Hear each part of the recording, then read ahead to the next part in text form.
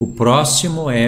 Agora a gente entrou naquele ponto, né? Não sei se vocês lembram, mas depois dos 4 textos que nós íamos ler, nós vamos entrar nesse ponto aqui. Deixa eu pôr aqui, Pedro, rapidinho, só para o pessoal ver. Só para o pessoal se lembrar, né? Nós passamos por essa etapa aqui, irmãos, do lado esquerdo que vocês estão vendo. Passamos por ela, aqui, certo? Percorremos tudo isso. E agora nós vamos entrar nesse ponto aqui, de Mateus 19, do 3 ao 9, ler Deuteronômio 24, onde foi dada a carta de divórcio, e aí nós vamos chegar nas 3 camadas de revelação do texto.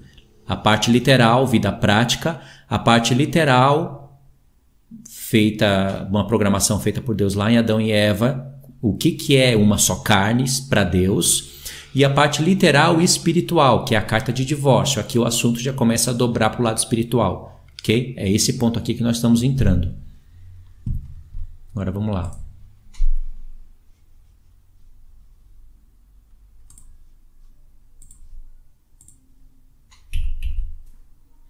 Mateus 19, pode ler, Pedro.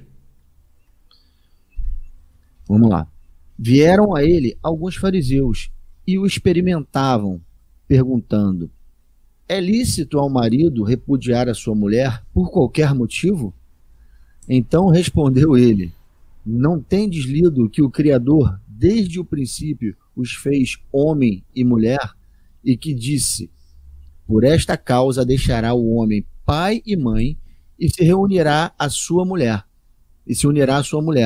tornando-se os dois uma só carne, de modo que já não são mais dois, porém uma só carne. Portanto, o que o Deus ajuntou, não separe o homem. Quer falar do texto aqui já ou quer pegar o outro? Ele não completou o texto ainda não, né? Ele continua. Tem mais alguma coisa embaixo? O próximo texto seria esse daqui. Isso, tá certo, você acertou. Ó. Replicaram-lhe. Replicaram-lhe. Por que mandou então Moisés dar carta de divórcio e repudiar? Respondeu-lhe Jesus: por causa da dureza do vosso coração é que Moisés vos permitiu repudiar vossa mulher. Entretanto, não foi assim desde o princípio. Jesus falando agora, porém vos digo, quem repudiar a sua mulher, não sendo por causa de relações sexuais ilícitas, e casar com outra, comete adultério. E o que casar com a repudiada, comete adultério. Um texto tão claro, até se você for ruim de português, de entonação, você consegue entender a mensagem. É límpido esse texto. Aí está uma cláusula ao qual o apóstolo Paulo não mencionou naquele texto que a gente leu. E o Senhor Jesus está completando. Isso aí, é isso mesmo. Ele está dizendo aqui que se não for por causa de relações sexuais ilícitas, não existe outro casamento, outra separação para outro casamento. Se você pegar sua mulher ou seu cônjuge em relações sexuais ilícitas, as relações sexuais ilícitas, se não for por isso, você é adúltero. Se você contrair novas núpcias e o seu marido contrair novas núpcias. É simples, tão simples, irmão. Essa é uma cláusula e a morte é outra cláusula. Quais são as cláusulas para que você possa adquirir um novo casamento, sendo cristão? Primeira, se o seu cônjuge morrer, você se torna livre, porque agora você não é mais uma carne com ele. Uma carne, um pedaço de você, que se uniu a você, foi embora, você está sozinho. Agora existe um espaço para você contrair novas núpcias, se você quiser. E Paulo fala, é melhor que fique só. Assim digo eu, ele fala, é melhor que você fique só. Já casou, já desfrutou de um casamento, já teve essa experiência, fica sozinho e sirva melhor a Deus. Agora, se você está casado, é uma só carne com a pessoa que você está, consciente disso, que é muito importante, quando você se aliança com outra pessoa, ter a consciência, os dois terem a consciência do que estão fazendo diante de Deus, para que Deus valide essa união. Isso está validado diante de Deus quando está a lei da consciência entende o que está acontecendo e vocês consumam isso com sexo, com a relação sexual, e morando juntos, deixando pai e mãe. Não é isso que a gente leu? Deixou pai e mãe, no princípio, e é assim que Deus vê a aliança entre homem e mulher. Quando você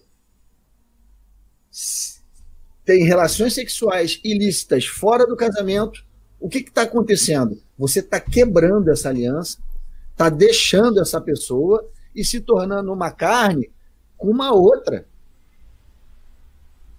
Está entendendo o que está acontecendo? Você larga, você deixa de ser uma só carne com a pessoa, larga ela, quebra a aliança, abandona essa pessoa se torna uma pessoa só, livre, e você vai e tem relação sexual e se junta com uma outra carne. Está levando a impureza para dentro de um corpo que era um só com a sua esposa. Se isso acontecer, irmãos, a pessoa que foi adulterada, ela não tem mais nenhuma obrigação de permanecer nesse casamento e está livre para contrair novas núpcias. É isso que o texto está dizendo, que o Senhor Jesus está dizendo. Simples. Esse é o mistério da carne. Por isso que tem que ter esses dois motivos. A morte da pessoa, porque morreu, o que aconteceu? É uma só carne de novo. E se a pessoa se juntou com outra carne e se tornou uma só carne, como é que é? Se Deus não desligar, você vai estar manchada sem ter culpa? Você vai estar misturada com a outra carne sem ter culpa? Porque a palavra diz, serão dois uma só carne, não diz serão 3 ou 4. Deus tem que desligar essa carne suja de você e você ficar livre. Quer coisa mais justa que isso? Agora, como é que vem um cão e fala para mim que eu não posso me casar de novo? Para você ver que isso é doutrina do cão, não é doutrina de Deus. Então, irmãos, olha só, existe uma coisa que é importante ser dita, tá?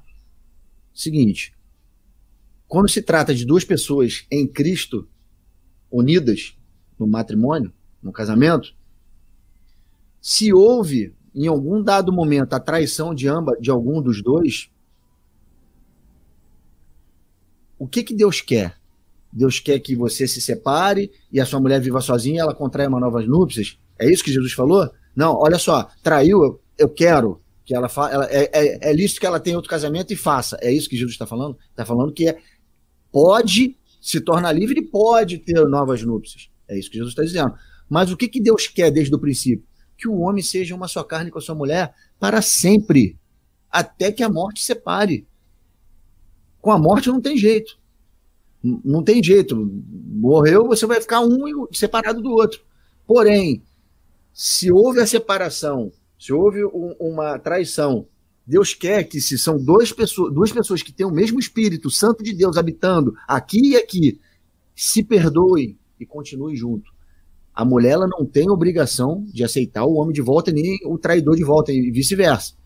Mas o Espírito que habita em ambos é espírito longânimo, é espírito de sabedoria, é espírito de amor, é espírito de benignidade, é espírito de resiliência. É para que haja perdão. Deus quer que haja conciliação, perdoe-se e voltem a estar juntos. É isso que Deus quer. Mas se não for possível, o que foi traído está livre e o que traiu está preso no adultério. Se não largar, morte, lago de fogo e enxofre. Não vai ser rei, sacerdote, não vai reinar com Cristo. Mas se largar o adultério e voltar à vida normal, ele pode querer voltar para esta mulher e ela perdoar e ficar com ele, ou ele pode querer voltar para a primeira mulher, ela não querer ficar com ele, já contraiu um novo casamento e está vivendo a vida dela, e esse cara vai virar eunuco. Esse cara vai, se ele quiser reinar com Cristo e ser sacerdote, ele vai virar eunuco pelo reino de Deus. É o que Jesus vai falar, nesse texto ele continua falando, em Mateus 19. Tá vendo? E isso daí a gente encontra a justiça. Agora, tem mensagens que querem te pôr eunuco. Imagina, você sofreu adultério aos 28 anos. Você não tem culpa de nada. A pessoa foi e traiu você. E aí? Dos 28 em diante, você virou eunuco, segundo a mentalidade de alguns. Você vai virar eunuco? Você vai querer realmente falar, não, essa é a minha cruz, eu tenho que carregar a minha cruz. Quando a palavra te deu liberdade, sabe o que acontece também que eu lembrei aqui, Pedro? Poderia ter acontecido comigo se eu não ouvisse a palavra de Deus. Tem pessoas que sofrem adultério, o que acontece? Aí ela aprende na congregação dela que se ela sofreu adultério, ela pode se casar de novo. Aprendeu corretamente. Aí ela foi e se casou de novo. O pastor lá, que é simples, que é mais humilde, meditou na palavra, ensinou para ela corretamente, ela se casou de novo. Aí o que aconteceu? Rolou alguns anos, ela esfriou um pouco na fé, ou ele, né? Ela ou ele, esfriou um pouco na fé, ficou um pouco cabisbaixo, tá... Sabe aquelas pessoas que estão querendo sair do sistema, sabe? Aí tá querendo fazer uma mudança na vida, quer abandonar as igrejas, sabe? Tá decepcionado com tudo. Aí ela encontra com os pastores do YouTube, não quero mencionar nome, mas os famosos. E o cara tá lá gritando no microfone, querendo defender o evangelho, tá gritando que se você foi traído e se casou de novo, você tá vivendo adultério. Se você quiser Cristo na sua vida, você vai ter que abandonar isso daí. Aí o que a pessoa tem que fazer? Se separar. Ela tem que separar da pessoa que ela casou, porque agora ela vai entender que ela fez errado. Você está entendendo, Pedro? Aí ela vai ter que se separar da pessoa, porque o pastor lá falou para ela que ela está vivendo adultério, quando ela não estava. Quando ela se separa da pessoa para supostamente querer obedecer a Cristo, ela vai expor o marido ou a esposa ao adultério e ela mesma vai se tornar uma adúltera. Olha aí a consequência da mensagem. Se vocês entenderam o que eu falei, fazendo toda a somatória, vocês estão vendo o quão maligno é a mensagem de algumas pessoas. E elas vão ter que dar conta, vida a vida, que elas destruíram nas suas mensagens. Perfeito. Existem muitas confusões nesse texto de Mateus 19 por causa de carta de divórcio, se é lícito fazer, se era lícito dar a carta. A pergunta dos fariseus, ela foi uma pergunta capciosa. Nesse texto de Mateus 19 tem um outro de Marcos 10 também. É o mesmo contexto, só que o de Mateus 19 completa o de Marcos 10, porque Jesus ele aprofunda mais a mensagem, aprofunda mais o ensinamento. Em Marcos 10 ele não fala tão profundamente. E os fariseus também não interpelam, não fazem a pergunta tão profundamente. Só que a pergunta foi feita da seguinte forma: é lícito dar carta de divórcio por qualquer razão? Não é isso que eles perguntam ali? É lícito repudiar a esposa e dar carta de divórcio? Aí Jesus, em Marcos 10, pergunta assim: é o que está escrito na lei? Que lei que vocês estão falando? É de Moisés? É isso que está na lei? Porque na lei de Moisés, em Deuteronômio 24, é se você achar coisa indecente na sua mulher. Não é por qualquer razão. É se achar coisa indecente. Você está vendo que Jesus, ele não está indo contra a lei de Moisés, como os fariseus da época achavam. Ele estava lutando contra um ensinamento falso. Uma Torá segundo a própria conveniência dos fariseus da época.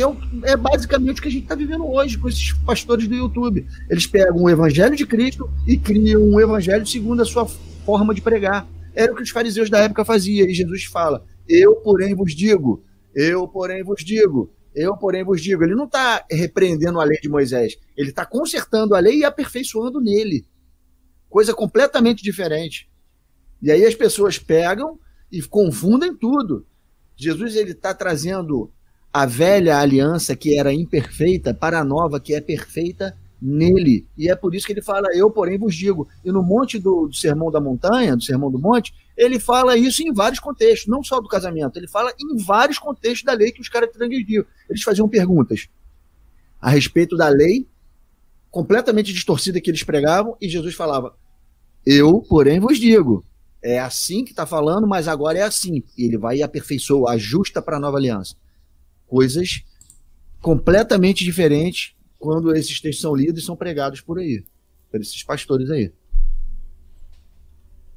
Tá certo. Vamos lá então, continuar? Vamos embora.